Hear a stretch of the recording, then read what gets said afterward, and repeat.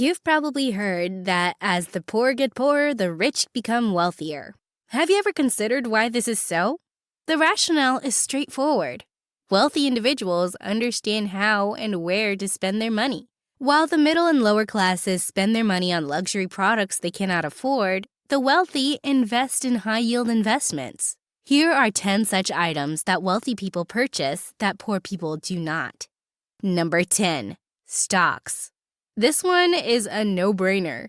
When done properly and armed with the appropriate knowledge, investing in stocks is both dependable and one of the most effective techniques for combating inflation. The bulk of affluent people's assets are often held in the form of stocks. However, it is important to keep in mind that for first-timers, the stock market can be a very intimidating place.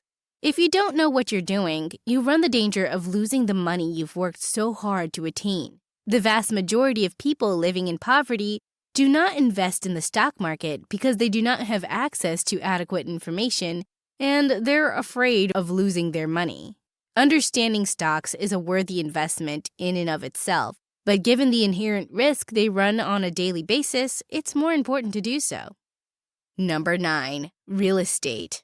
While the average Joe may only buy 1 or 2 homes in his lifetime, almost all wealthy people will make big real estate investments at some point in their lives. One of the most profitable investments that can be made in the present day is real estate, which may be anything from a single plot of land to a portfolio of rental apartments and complexes.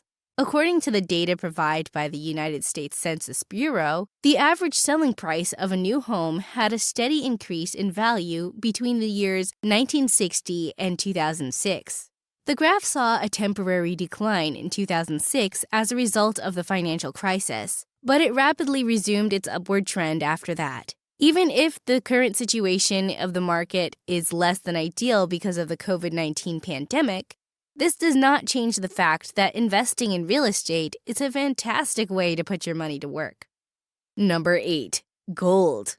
Gold has always been a reliable sanctuary for investors all across the globe, and this trend has continued throughout history. Although the value of gold, like that of other assets, is constantly at risk of declining, the lessons of history show us that it will always make up for whatever losses it sustains. In the year 2001, 1 ounce of gold could be purchased for a total of $271 by investors. After waiting for another 22 years, a single ounce of gold is now worth more than $1,800. The less fortunate tend to see gold as nothing more than shallow and exorbitantly priced jewelry, while those with more financial security view it as an investment that may act as a buffer against adverse conditions. It is difficult to make a case for the purchase of gold or silver if one does not have significant money. In most cases, wealthy people purchase these items so that they may have somewhere secure to go when times are tough financially. In addition, they are of the opinion that the metal will keep its value in years to come. If you have the financial means and are looking for an investment that will not diminish in value right in front of your eyes, you should think about buying some gold or silver. Gold and silver are both considered to be among the most valuable metals in the world. Gold is used in the production of a variety of goods, including jewelry, technical apparatus, and other objects. The most common use for silver is in the production of silverware and photographic equipment. In addition to this, it is used in the construction of electrolytic capacitors and solar cells. Number 7. Cryptocurrency. The world of Bitcoin is a strange place. It is very unstable, is in a state of perpetual change, and bears an extremely high degree of danger. However, the potential rewards are equivalent to or even larger than the risks, which makes it a goldmine for experienced investors who are willing to take the risk. Investors have been pouring their money into cryptocurrencies in droves as a result of recent developments and trends in the cryptocurrency industry. Nevertheless, only a select few will be able to profit from their investments. This is due to the fact that a professional investor never takes advice from other people before making an investment. A regular investor, on the other hand, bases his decisions on the information provided by others. Number 6. Training. Your own abilities will always be the most valuable asset you possess. Your earning potential will increase in direct proportion to the amount of time, energy, and money you invest in developing your mind, body, and spirit. It is impossible to place enough emphasis on the significance of reading and taking in educational material of a high standard. For instance, the most successful people go through books and CDs like they're candy. And we hate to break it to you, but if you're not reading at least 10 pages a day, you're not putting in the effort you should be. Books and other forms of recorded knowledge are, however, just the beginning. Reading a piece of literature that is immobile and printed on a page can only teach you so much. Because of this, affluent people often shell out cash to participate in training programs. These programs typically include an interactive study of the topic at hand and make use of a range of teaching methods, such as whiteboards and videos, to illustrate relevant skills and strategies, and especially those that provide you with the opportunity to engage in conversation with actual working experts and pick their brains. If you're loving this video, then make sure to subscribe and leave a comment saying, "I subscribed," and we will personally reply to your comment. Number 5. Businesses. It is common practice for affluent individuals, a large percentage of whom amass their money via the ownership of companies, to make investments in various types of businesses. It is quite interesting to see how companies develop from nothing into something, and many investors have the knowledge as well as the networks that are required to aid in getting a firm off the ground. Think about what it would have been like to invest in Google back when the firm was in its infancy, and how much money you might have made. It's possible that you met with the company's founders on a weekly basis and received a first-hand look at all that was going on and the way the company was expanding. That has the potential to be very fun. In addition to this, it could result in favorable outcomes. Even though investors put their money on the line since half of all new businesses fail, wealthy investors often make between 20 and 50 times more than their initial investment on the 1 or 2 businesses that do well. At this time, it is not possible for the average investor to participate directly in a business. Instead, they must generally offer financial assistance to a close friend or relative. Investing is a term that strikes fear into the hearts of many individuals, particularly those who are in their 20s and 30s. However, you need to get over your fear of it. The term investing may be used to refer to a wide variety of activities. Taking this step might include anything from establishing a savings account to working with a financial advisor. One's own self-education is the most effective course of action one can take.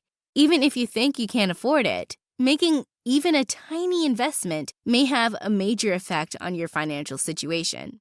The affluent always make sure to make an investment in whatever it is that they buy. It is not a matter of how much is involved. They have a strong commitment to quality. Consider the following.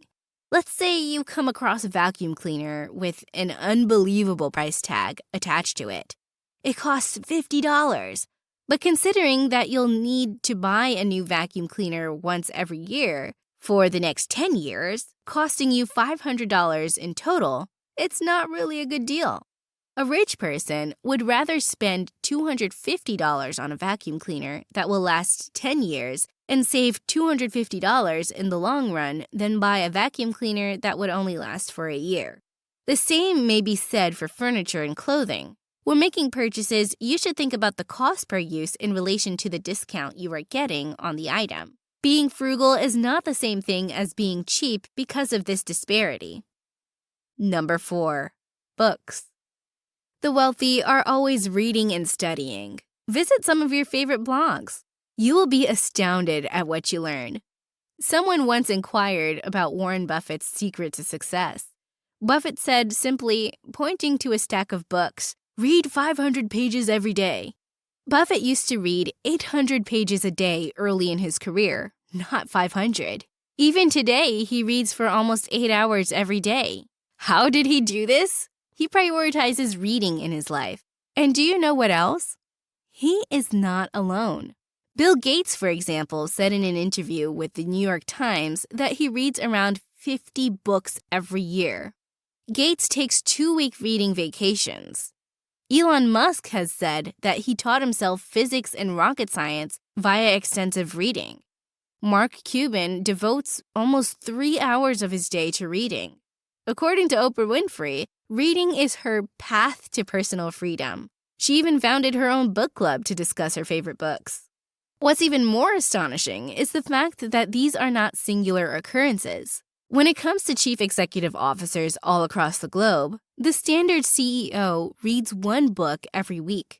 That is more than 50 books published each and every year. Think about the ways in which your life could be altered if, over the following 10 years, you committed to reading 1 book every week. If you read the right books, you can't help but grow healthier, happier, and more financially successful as a result of just increasing your reading. This is an effect that reading has on everyone. Everyone who has achieved a great deal in their lives is aware of this fact. And they know that if they can locate the right book, everything else will fall into place on its own.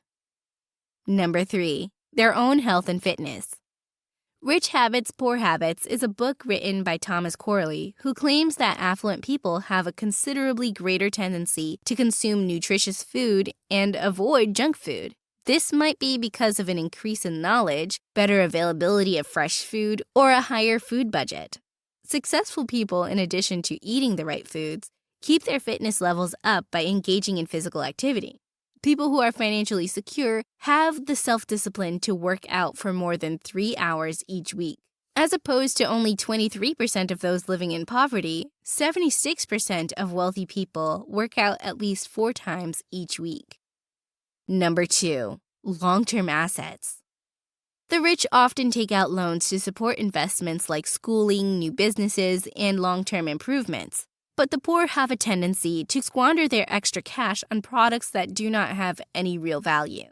Credit allows those with low income to acquire expensive items like phones, clothes, plane tickets, vacations, and costly gifts, among other things. Steve Jobs once said, "I see many individuals working at Apple and getting quite wealthy, yet they are unhappy. Some individuals purchase Rolls-Royce supercars, while others have managers who look after their properties, followed by even more senior managers. Their spouses continue to have cosmetic surgery and morph into someone I am unable to recognize. I'm not going to live like that. It's insane." It is a mistake to make excessive purchases, either in terms of quantity or price, since this depletes your resources while offering very little value. Those who are really wealthy base their purchasing choices on both their current financial condition and the immediate benefits they will get from their purchases. Number 1, art. The vast majority of the most expensive artwork is handmade. Items that have been handcrafted are often more expensive and desirable than digital images. Rich people believe that having artwork hanging in their homes and places of business will boost their mood and lower their stress levels. And if you have a genuine treasure hanging on your wall and are ready to part with it, your best bet is to sell it through a fine art auction house, which typically takes a commission ranging from 5 to 25% of the selling price. If you found this video useful, then you'll love these. And be sure to like this video to let the YouTube algorithm know you'd like to see more videos like this one.